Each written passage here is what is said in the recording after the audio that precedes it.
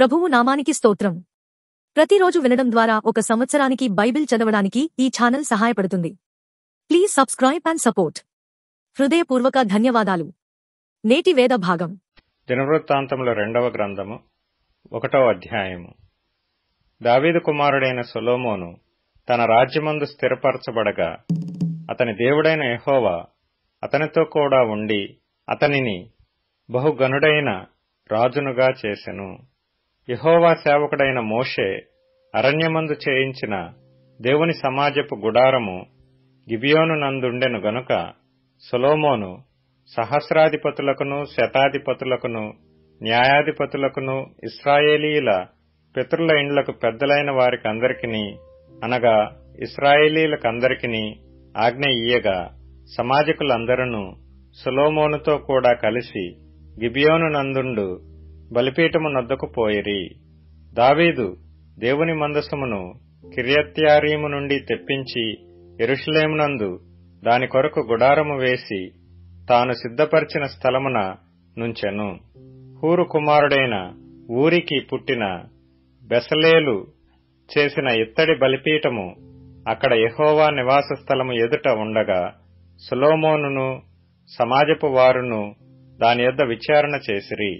సమాజపు గుడారము ముందర యెహోవా సన్నిధి నుండి ఇత్తడి బలిపీఠమునొద్దకు సొలొమోను పోయి దానిమీద 1000 దహన బలులను అర్పించెను. ఆ రాత్రియందు దేవుడు సొలొమోనునకు ప్రత్యక్షమై, నేను నీకు ఏమి ఇయ్యగోరుదువో దాని అడుగుమని సెలవియ్యగా సొలొమోను దేవునితో ఈలాగు మనవి చేసెను. నీవు నా తండ్రి అయిన దావీదు ఎడల బహుగా కృపచూపి అతని స్థానమందు నన్ను రాజుగా నియమించి ఉన్నావు గనుక దేవా యెహోవా, నీవు నా తండ్రి అయిన దావీదునకు చేసిన వాగ్దానమును స్థిరపరచుము. నేల ధూళి అంత విస్తారమైన జనుల మీద నీవు నన్ను రాజుగా నియమించి ఉన్నావు. ఈ నీ గొప్ప జనమునకు న్యాయము తీర్చ శక్తిగలవాడెవడు? నేను ఈ జనుల మధ్యను ఉండి కార్యములను చక్కపెట్టునట్లు తగిన జ్ఞానమును తెలివిని నాకు దయచేయము.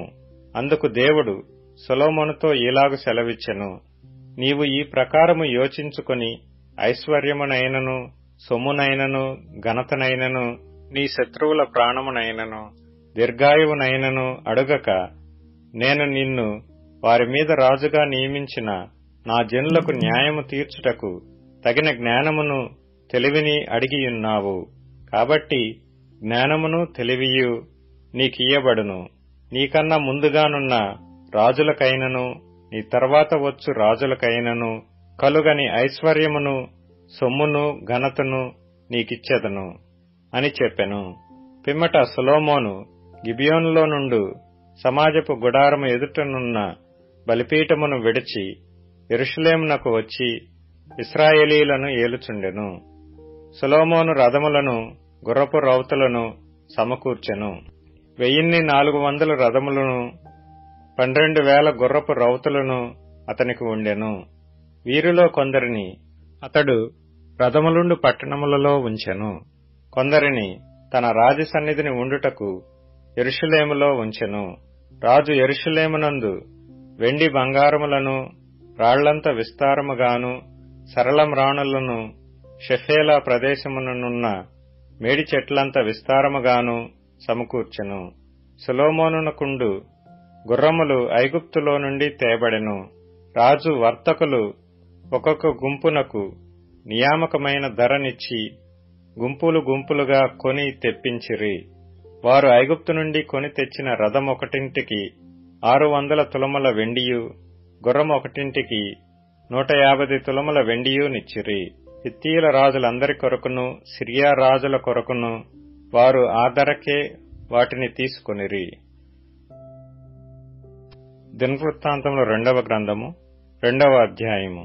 సొలొమోను యెహోవా నామ ఘనత కొరకు ఒక మందిరమును, తన రాజ్య ఘనత కొరకు ఒక నగరును కట్టవలనని తీర్మానము చేసుకొని బరువులు మోయుటకు 70,000 మందిని, కొండల మీద రాణులు కొట్టుటకు 80,000 మందిని ఏర్పరచుకొని వీరి మీద 3,600 మందిని అధిపతులుగా ఉంచెను. సొలొమోను తూరు రాజైన హీరాము నొద్దకు దూతల చేత ఈ వర్తమానము పంపెను. నా తండ్రి అయిన దావీదు నివాసమునకై ఒక నగరును కట్టతల్చి ఉండగా నీవు అతనికి సరళమ్రాణులను సిద్ధము చేసి పంపించినట్లు నాకును దయచేసి పంపించుము. నా దేవుడైన యెహోవా సన్నిధిని సుగంధ వర్గములను ధూపము వేయుటకును సన్నిధి రొట్టెలను నిత్యము ఉంచుటకును ఉదయ సాయంకాలముల యందును విశ్రాంతి దినముల యందును అమావాస్యల యందును మా దేవుడైన యెహోవాకు ఏర్పాటైన ఉత్సవముల యందును ఇశ్రాయేలీలు నిత్యమును అర్పింపవలసిన దహన బలులను అర్పించుటకును ఆయన నామ ఘనత కొరకు మందిరమొకటి ఆయనకు ప్రతిష్ఠితము చేయబడినట్లుగా నేను కట్టించబోచున్నాను. నేను కట్టించు మందిరము గొప్పదిగా నుండును. మా దేవుడు సకలమైన దేవతల కంటే మహనీయుడు గనుక ఆకాశములను మహాకాశములను ఆయనను పట్టజాలవు. ఆయనకు మందిరమును కట్టించుటకు చాలిన వాడెవడు? ఆయన సన్నిధిని ఆయనకు మందిరమును కట్టించుటకైనను నేనేమాత్రపు వాడను? ధూపము వేయుటకే నేను ఆయనకు మందిరమును కట్టదలచియున్నాను. నా తండ్రి అయిన దావీదు నియమించి యూదాదేశములోను యెరూషలేములోను నా యొద్ద ఉంచిన ప్రజ్ఞ గలవారికి సహాయకుడై ఉండి బంగారముతోనూ వెండితోనూ ఇత్తడితోనూ ఇనుముతోనూ ఊదా నూలుతోనూ ఎర్ర నూలుతోనూ నీలి నూలుతోనూ చేయు పనియును అన్ని విధముల చెక్కడపు పనియును నేర్చిన ప్రజ్ఞగల మనుష్యునొకని నా యొద్దకు పంపుము. మరియు లెబానోను నందు మ్రాణులు కొట్టుటకు మీ పనివారు నేర్పుగలవారని నాకు తెలిసేయున్నది. కాగా లెబానోను నుండి సరళ మ్రాణులను దేవదారు మ్రాణులను చందనపు మ్రాణులను నాకు పంపుము. నేను కట్టింపబోవు మందిరము గొప్పదిగాను ఆశ్చర్యకరమైనదిగాను ఉండును గనుక నాకు మ్రాణులు విస్తారముగా సిద్ధపరచుటకై నా పనివారు మీ పనివారితో కూడా పోవుదురు. మ్రాణులు కొట్టు మీ పనివారికి 400 గరిసెల దంచిన గోధుమలను 800 పుట్ల యవలను 140 పుట్ల ద్రాక్షరసమును 140 పుట్ల నూనెను ఇచ్చెదను. అప్పుడు తూరు రాజైన హీరాము సొలొమోనునకు వ్రాసి పంపిన ఉత్తరమేమనగా, యెహోవా తన జనమును స్నేహించి నిన్ను వారి మీద రాజుగా నియమించియున్నాడు. యెహోవా ఘనత కొరకు ఒక మందిరమును, నీ రాజ్య ఘనత కొరకు ఒక నగరును కట్టించుటకు తగిన జ్ఞానమును తెలివియు గల బుద్ధిమంతుడైన కుమారుని రాజైన దావీదునకు దయచేసిన భూమి ఆకాశములకు సృష్టికర్తయగు ఇశ్రాయేలీల దేవుడైన యెహోవా స్తుతినందునుగాక. తెలివియు వివేచనయు గల హూరాము అనునొక చురుకైన పనివానిని నేను నీ యొద్దకు పంపుచున్నాను. అతడు దాను వంశపురాలగు ఒక స్త్రీకి పుట్టినవాడు. వాని తండ్రి తూరు సంబంధమైనవాడు. అతడు బంగారముతోనూ వెండితోనూ ఇత్తడితోనూ ఇనుముతోనూ రాళ్లతోనూ మ్రాణులతోనూ ఊదా నూలుతోనూ నీలి నూలుతోనూ సన్నపు నూలుతోనూ ఎర్ర నూలుతోనూ పనిచేయగల నేర్పరి అయినవాడు. సకల విధముల చెక్కడపు పని యందును మచ్చులు కల్పించుట యందును యుక్తి కలిగి నీ పనివారికిని నీ తండ్రి అయిన దావీదు అను నా ఏలినవాడు నియమించిన ఉపాయశాలులకును సహాయకారి అయి వాటన్నిటినీ నిరూపించుటకు తగిన సామర్థ్యము గలవాడు. ఇప్పుడు నా ఏలినవాడు చెప్పియున్న గోధుమలను యవలను నూనెను ద్రాక్షరసమును నీ సేవకుల చేతికిచ్చి వారిని సాగనంపిన ఎడల మేము నీకు కావలసిన మ్రాణులన్నీయు లెబానోను నందు కొట్టించి వాటిని నీ కొరకు సముద్రము మీద తెప్పలుగా ఎప్పేకు కొని వచ్చెదము. తరువాత నీవు వాటిని యెరూషలేమునకు తెప్పించుకొనవచ్చును అని వ్రాసెను. సొలొమోను తన తండ్రి అయిన దావీదు ఇశ్రాయేలు దేశమందుండిన అన్యజాతి వారిని అందరినీ ఎన్నిక వేయించిన ఎన్నిక ప్రకారము వారిని లెక్కింపగా వారు 183,600 మంది అయిరి. వీరిలో బరువులు మోయుటకు 70,000 మందిని, పర్వతములందు బ్రాణులు కొట్టుటకు 80,000 మందిని, జనుల మీద అధిపతులుగా నుండి పని చేయించుటకు 3600 మందిని అతడు ఏర్పరచెను. దినవృత్తాంతములు 2వ గ్రంథము 3వ అధ్యాయము.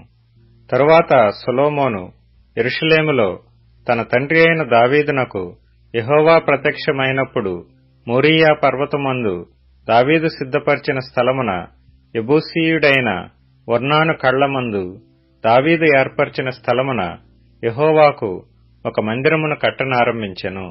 తన ఏలుబడిలో 4వ సంవత్సరము 2వ నెల 2వ దినమందు దాని కట్టనారంభించెను. దేవుని మందిరమునకు సొలొమోను పునాదులు ఏర్పరచెను. పూర్వపు కొలల ప్రకారము పొడవు 60 మూరలు, వెడల్పు 20 మూరలు. మందిరపు ముఖ మంటపము మందిరపు పొడుగును బట్టి 20 మూరల వెడల్పు, 120 మూరలు ఎత్తు. దాని లోపలి భాగమును ప్రశస్తమైన బంగారముతో అతడు పొదిగించెను. మందిరపు పెద్ద గదిని దేవదారు పలకలతో కప్పి వాటిపైన మేలిమి బంగారమును పొదిగించి పైభాగమున ఖర్జూరపు చెట్ల వంటి పనియు గొలుసుల వంటి పనియు చెక్కించి ప్రశస్తమైన రత్నములతో దానిని అలంకరించెను. ఆ బంగారము పర్వయీము నుండి వచ్చినది. మందిరపు దూలములను, స్తంభములను, దాని గోడలను, దాని తలుపులను బంగారముతో పొదిగించి గోడల మీద కెరూబులను చెక్కించెను. మరియు అతడు పరిశుద్ధ స్థలమొకటి కట్టించెను. దాని పొడవు మందిరపు వెడల్పును బట్టి 20 మూరలు, దాని వెడల్పు 20 మూరలు. 1200 మణుగుల మేలిమి బంగారుతో అతడు దాని పొదిగించెను. మేకుల ఎత్తు 50 తులముల బంగారు. మీది గదులను బంగారముతో పొదిగించెను. అతి పరిశుద్ధ స్థలమందు చెక్కడపు పనిగల 2 కెరూబులను చేయించి వాటిని బంగారుతో పొదిగించెను. ఆ కెరూబుల రెక్కల పొడవు 20 మూరలు, ఒక్కొక్క రెక్క 5 మూరల పొడుగు. అది మందిరపు గోడకు తగులుచుండెను. రెండవది జతగానున్న కెరూబు రెక్కకు తగులుచుండెను. ఈ ప్రకారము చాచుకొనిన ఈ కెరూబుల రెక్కలు 20 మూరలు వ్యాపించెను. కెరూబులు పాదముల మీద నిలువబడెను. వాటి ముఖములు మందిరపు లోతట్టు తిరిగియుండెను. అతడు నీలి నూలుతోనూ, ఊదా నూలుతోనూ, ఎర్ర నూలుతోనూ, సన్నపు నార నూలుతోనూ ఒక తెరను చేయించి దానిమీద కెరూబులను కుట్టించెను. ఇదియుగాక మందిరము ముందర ఉండుటకై 35 మూరల ఎత్తుగల 2 స్తంభములను, వాటి మీదికి 5 మూరల ఎత్తుగల పీటలను చేయించెను. గర్భాలయమునందు చేసినట్టు గొలుసు పని చేయించి స్తంభముల పైభాగమున దాని ఉంచి 100 దానిమ్మ పండ్లను చేయించి ఆ గొలుసు పని మీద తగిలించెను. ఆ 2 స్తంభములను దేవాలయము ఎదుట కుడి తట్టున ఒకటియు, ఎడమ తట్టున ఒకటియు నిలువబెట్టించి కుడి తట్టు దానికి యాకీను అనియు, ఎడమ తట్టు దానికి బోయజు అనియు పేర్లు పెట్టెను. లూకా సువార్త 10వ అధ్యాయం. అటు తరువాత ప్రభువు 70 మంది ఇతరులను నియమించి తాను వెళ్లబోవు ప్రతి ఊరికిని ప్రతి చోటికిని తనకంటే ముందు ఇద్దరిద్దరినిగా పంపెను. పంపినప్పుడు ఆయన వారితో ఇట్లనెను: కోత విస్తారముగా ఉన్నది గాని పనివారు కొద్ది మందియే. కాబట్టి కోత యజమానుని తన కోతకు పనివారిని పంప వేడుకొనుడి. మీరు వెళ్ళుడి. ఇదిగో, తోడేళ్ల మధ్యకు గొర్రెపిల్లలను పంపినట్టు నేను మిమ్మును పంపుచున్నాను. మీరు సంచినైనను, జాలెనైనను, చెప్పులనైనను తీసుకొని పోవద్దు. త్రోవలో ఎవనినైనను కుశల ప్రశ్నలడగవద్దు. మీరు ఏ ఇంటనైనను ప్రవేశించినప్పుడు ఈ ఇంటికి సమాధానమగు గాక అని మొదట చెప్పుడి. సమాధాన పాత్రుడు అక్కడ నుండిన ఎడల మీ సమాధానము అతని మీద నిలుచును, లేని ఎడల అది మీకు తిరిగి వచ్చును. వారు మీకిచ్చు పదార్థములను తినుచు త్రాగుచు ఆ ఇంటిలోనే యుండుడి. పనివాడు తన జీతమునకు పాత్రుడు. ఇంటికి తిరగవద్దు. మరియు మీరు ఏ పట్టణములోనైనను ప్రవేశించున్నప్పుడు వారు మిమ్మును చేర్చుకొంటే మీ ముందర పెట్టినవి తినుడి. అందులో నున్న రోగులను స్వస్థపరచుడి. దేవుని రాజ్యము మీ దగ్గరకు వచ్చి ఉన్నదని వారితో చెప్పుడి. మీరు ఏ పట్టణములోనైనా ప్రవేశించున్నప్పుడు వారు మిమ్మును చేర్చుకొనకపోయిన ఎడల మీరు దాని వీధులలోనికి పోయి, మా పాదములకు అంటిన మీ పట్టణపు ధూళిని కూడా మీ ఎదుటనే దులిపివేయుచున్నాము. ఆయనను దేవుని రాజ్యము సమీపించి ఉన్నదని తెలుసుకొనుడని చెప్పుడి. ఆ పట్టణపు గతి కంటే సొదొమ పట్టణపు గతి ఆ దినమున ఓర్వదగినదయ్యుండునని మీతో చెప్పుచున్నాను. అయ్యో కొరాజీనా, అయ్యో బెత్సాయిదా! మీ మధ్య చేయబడిన అద్భుతములు తూరు సీదోను పట్టణములలో చేయబడిన ఎడల ఆ పట్టణముల వారు పూర్వమే గోనెపట్ట కట్టుకుని బూడిద వేసుకుని కూర్చుండి మారుమనస్సు పొందియుందురు. అయినను విమర్శకాలము నందు మీ గతి కంటే తూరు సీదోను పట్టణముల వారి గతి ఓర్వదగినదయ్యుండును. ఓ కపెర్నహూమా, ఆకాశము మట్టుకు హెచ్చింపబడెదవా? నీవు పాతాళము వరకు దిగిపోయెదవు. మీ మాట వినువాడు నా మాట వినును. మిమ్మును నిరాకరించువాడు నన్ను నిరాకరించును. నన్ను నిరాకరించువాడు నన్ను పంపిన వానిని నిరాకరించుననెను. ఆ 70 మంది శిష్యులు సంతోషముతో తిరిగి వచ్చి, ప్రభువా, దయ్యములు కూడా నీ నామం వలన మాకు లోబడుచున్నవని చెప్పగా, ఆయన, సాతాను మెరుపువలె ఆకాశము నుండి పడుట చూచితిని. ఇదిగో, పాములను తేళ్లను త్రొక్కుటకును శత్రువు బలమంతటి మీదను మీకు అధికారము అనుగ్రహించియున్నాను. ఏదియు మీకెంత మాత్రమును హాని చేయదు. అయినను దయ్యములు మీకు లోబడుచున్నవని సంతోషింపక మీ పేరులు పరలోకమందు వ్రాయబడి ఉన్నవని సంతోషించుడని వారితో చెప్పెను. ఆ గడియలోనే యేసు పరిశుద్ధాత్మయందు బహుగా ఆనందించి, తండ్రి, ఆకాశమునకును భూమికిని, ప్రభువా, నీవు జ్ఞానులకును వివేకులకును ఈ సంగతులను మరుగుచేసి పసిబాలరకు బయలుపరిచియున్నావని నిన్ను స్తుతించుచున్నాను. అవును తండ్రి, అలాగు నీ దృష్టికి అనుకూలమాయెను. సమస్తమును నా తండ్రి చేత నాకు అప్పగింపబడి ఉన్నది. కుమారుడెవడో తండ్రి తప్ప మరెవడునూ ఎరగడు. తండ్రి ఎవడో కుమారుడును, కుమారుడెవనికి ఆయనను బయలుపరచనుద్దేశించునో వాడును తప్ప మరెవడునూ ఎరగడని చెప్పెను. అప్పుడు ఆయన తన శిష్యుల వైపు తిరిగి, మీరు చూచున్న వాటిని చూచు కన్నులు ధన్యములైనవి. అనేకమంది ప్రవక్తలను రాజులను మీరు చూచుచున్నవి చూడగోరి చూడకయు వినగోరి వినకయు ఉండిరని మీతో చెప్పుచున్నానని ఏకాంతమందు వారితో అనెను.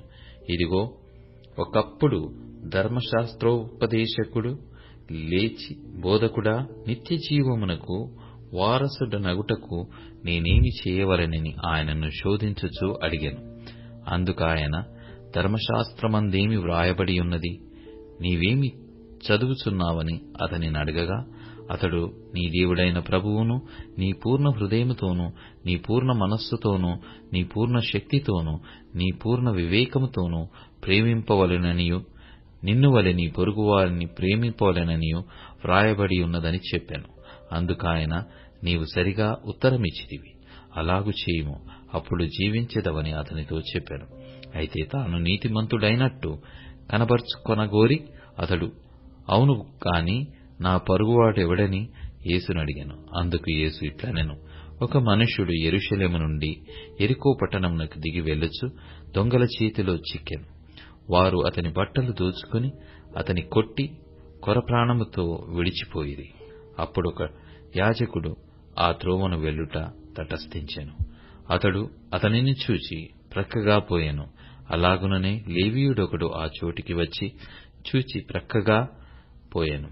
అయితే ఒక సమరయుడు ప్రయాణమై పోవచ్చు అతడు పడియున్న చోటికి వచ్చి అతనిని చూచి అతని మీద జాలిపడి దగ్గరకు పోయి నూనెయు ద్రాక్షారసమును పోసి అతని గాయములను కట్టి తన వాహనము మీద ఎక్కించి ఒక పూటకుళ్ళ వాని ఇంటికి తీసుకుని పోయి అతని పరామర్శించెను. మరునాడతడు 2 దేనారములు తీసి ఆ పూటకుళ్ళ వానికిచ్చి, ఇతని పరామర్శించుము, నీవింకేమైనను ఖర్చు చేసిన ఎడల నేను మరల వచ్చునప్పుడు అది నీకు తీర్చెదనని అతనితో చెప్పి పోయెను.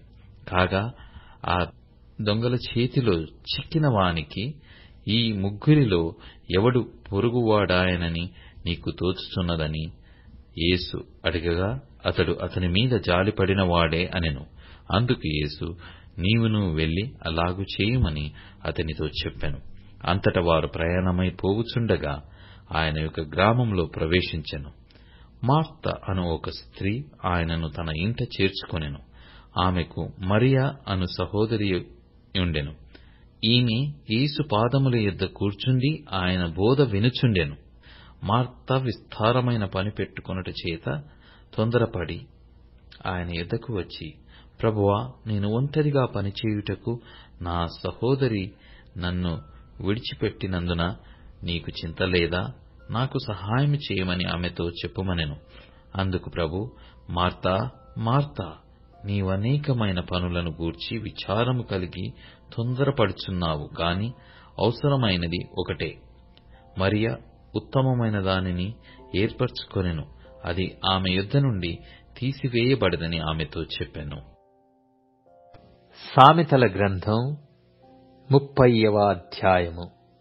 దేవోక్తి అనగా యాకే కుమారుడైన అగూరు పలికిన మాటలు. ఆ మనుష్యుడు ఇతీయేలునకును ఉక్కాలునకును చెప్పిన మాట.